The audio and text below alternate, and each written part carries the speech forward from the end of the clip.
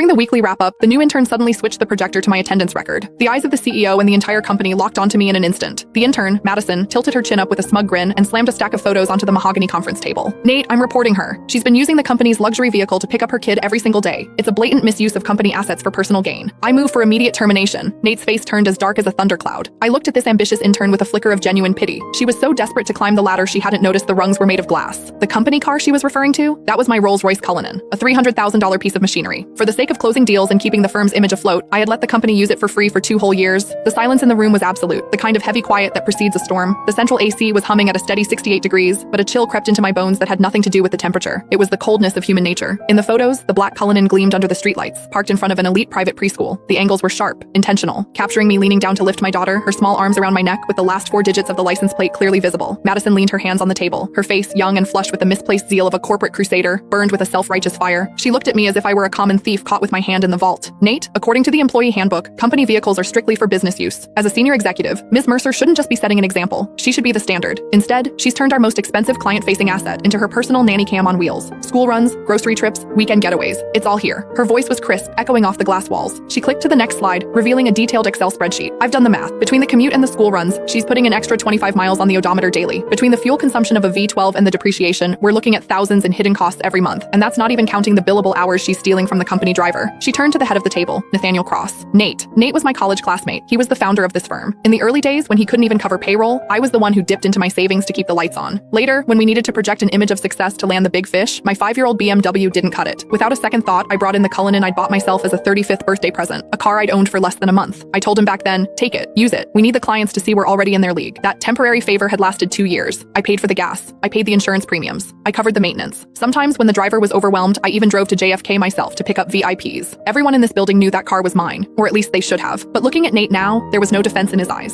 His brow was furrowed, his fingers drumming rhythmically on the table, a nervous habit he had whenever he was weighing his own interests against someone else's. Diana, Nate finally spoke. His voice was low, coated in a professional coldness that felt like a slap. The evidence Madison provided, is it true? I stared at him, my heart skipping a beat. Is it true? 2 years ago, when he begged me for the car to save face, he said, Diana, I'm so sorry to ask this of you. As soon as we're in the black, I'll buy you a brand new one. 1 year ago, when the cash flow dried up, I used that car as collateral for a bridge loan so he could pay his staff. He told me then, Diana, this car is the company's lifeline. It's your badge of honor. And now, he was asking me if it was true. I scanned the room. George, the sales manager, had used that very car last week to pick up his mother-in-law from the hospital, bragging on Instagram about company perks. Now he kept his head down, intently studying his legal pad. Sarah from HR, who asked for the keys every other month for supplies but really just wanted to cruise with her boyfriend, was looking at me with a sneer as if I were a white-collar criminal. It turns out that in the face of profit, kindness isn't just cheap, it's invisible. What do you think, Nate? I asked. My voice was calmer than I expected. Nate avoided my gaze. The photos speak for themselves.